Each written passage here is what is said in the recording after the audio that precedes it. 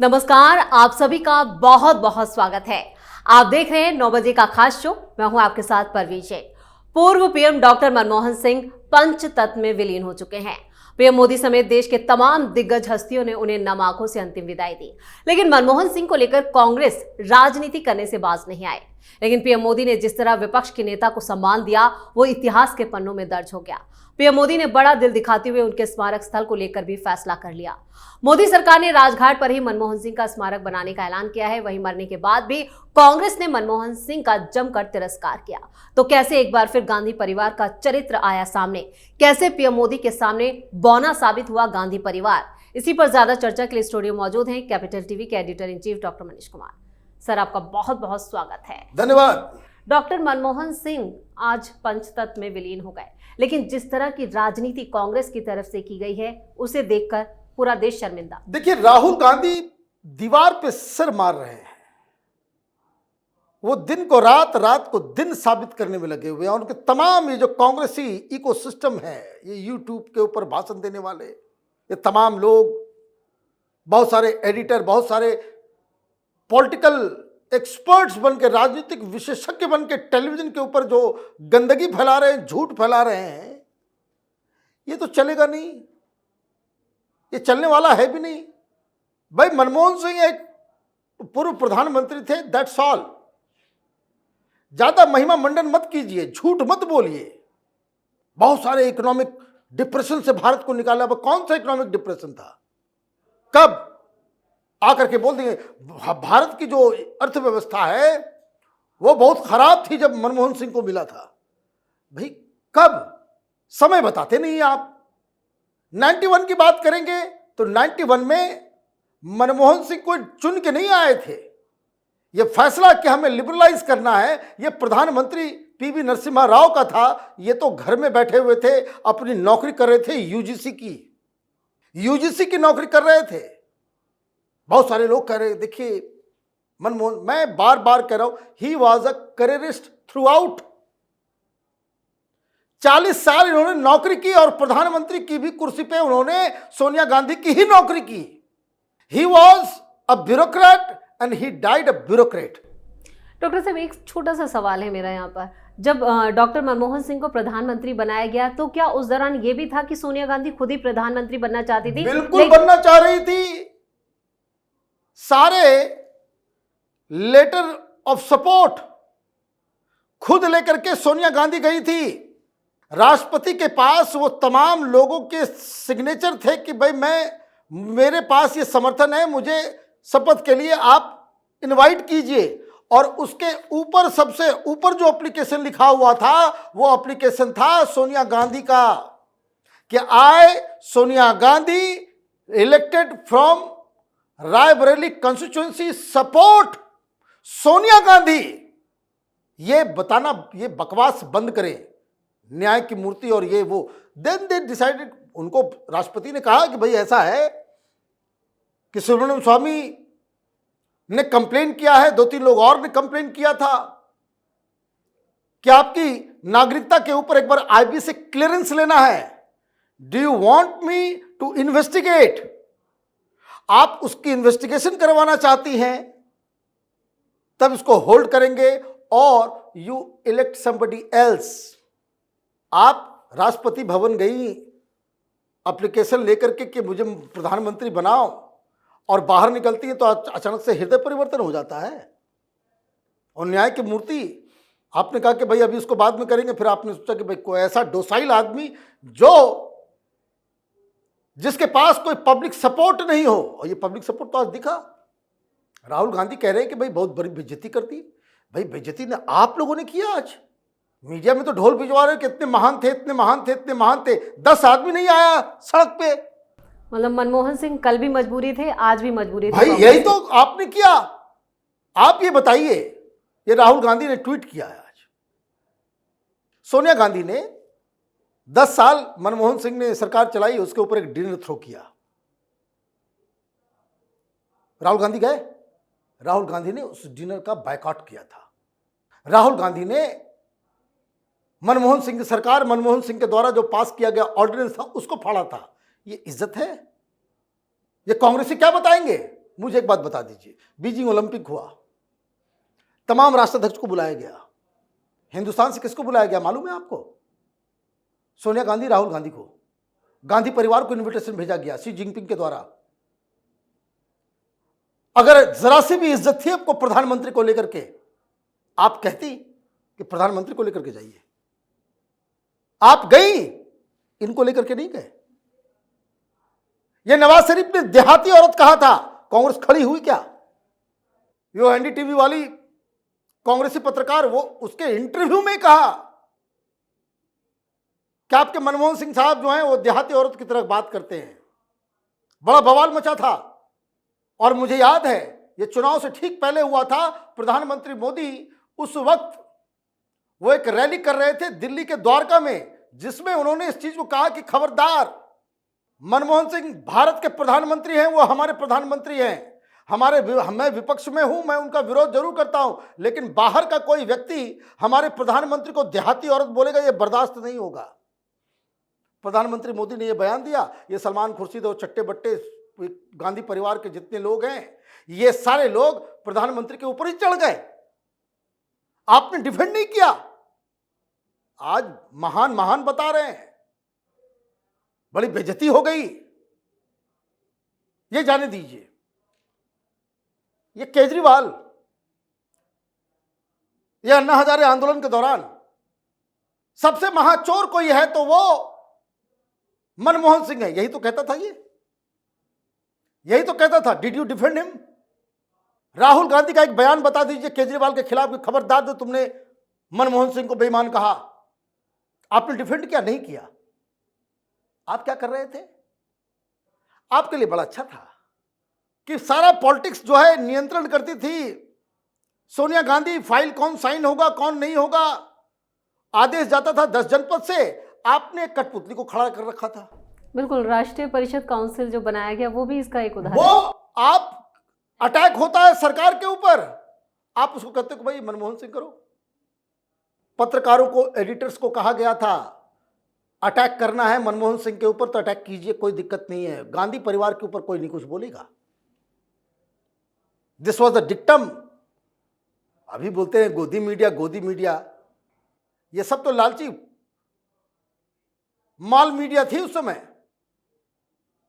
हवाई जहाज में जाओ, शराब पियो, 5 स्टार होटल का आनंद लो, शॉपिंग करो, यही सब तो करवा रहे थे मीडिया के जरिए। तो अच्छे जो लोग नमक खाए वही नमक की अदायगी चल रहा है टेलीविजन पे आजकल। अरे बड़े महान थे, बड़े सिंपल थे, ये वो थे, और सब गांधी परिवार के चमचे। किसी ने डिफेंड किया? अन्ना हजारे महान हो गए, केजरीवाल महान हो गए, दुम हिलाते हिलाते आपने जो है सारा कुछ किया। उस समय मनमोहन सिंह को डिफेंड करना था, आपने मनमोहन सिंह को छोड़ दिया। ये कांग्रेसी इकोसिस्टम ने मनमोहन सिंह को विलेन बनवाया। ये जाने दीजिए। चुनाव होने वाले थे, एक पत्रकार ने पूछ लिया कि सर आप 3rd टर्म के लिए भी बनेंगे? तो उन्होंने कह दिया हो सकता है 3rd टर्म के लिए बने। लो, बवाल मच गया। फिर इनको बैकट्रैक करवाया गया कि आपने किस हैसियत से कह दिया कि भाई आप 3rd टर्म के लिए जाएंगे, हमारे राहुल बाबा बनेंगे। ये बेइज्जती नहीं है? ये बेइज्जती नहीं है? आपको एक ऐसा सब सर्विएंट प्राइम मिनिस्टर चाहिए था जो गांधी परिवार, सोनिया गांधी, राहुल गांधी के पैर के जूते के नोक के ऊपर से ज्यादा कुछ नहीं हो। That's it. जिसको जब चाहे लात मार दे। तो वो जो फाड़ा गया ऑर्डिनेंस, ये तो वही उसका हिस्सा है। कहने का मतलब ये है कि आपने throughout Manmohan Singh is a weak prime minister, ये गांधी परिवार को एक मजबूत राजनीतिक घराना साबित करवाया। ट्राई टू अंडरस्टैंड जो डायकोटोमी है। सरकार चल रही है, प्राइम मिनिस्टर कमजोर है, तो मजबूत कौन है? सर्वशक्तिमान सोनिया गांधी। तो ये आपके नैरेटिव को वो सर्व कर रहा था। ये बीजेपी वालों को, मीडिया वालों को दोष मत दें। बिल्कुल, ये आपने बाय डिजाइन इस तरह का सिस्टम बनाया कि पीएमओ एनएससी के नीचे आ गया। भाई कोई बताए मुझे, सोनिया गांधी का जब मन आता था जो भी अंदर लोग हैं पीएमओ के अंदर, उसको चेंज करवा देती थी। जिसके बारे में मालूम चलता था कि ये मनमोहन सिंह के बड़े करीब है, उसको बाहर कर देती थी। ये फाइलें मनमोहन सिंह के बिना जानकारी के वो 10 जनपद कैसे पहुंचती थी पलक चटर्जी के जरिए। ये सारी चीज देखिए, ठीक है डेथ हो गया, और मैं आपको बहुत ही ब्लंट तरीके से बता दे रहा हूं, आज आखिरी प्रोग्राम है। मनमोहन सिंह को याद करने वाला कोई नहीं बचेगा। 20 साल के बाद सब लोग भूल जाएंगे कौन थे मनमोहन सिंह। होता क्या है भाई, किसी को याद है? गुलजारी लाल नंदा किसी को नाम याद है?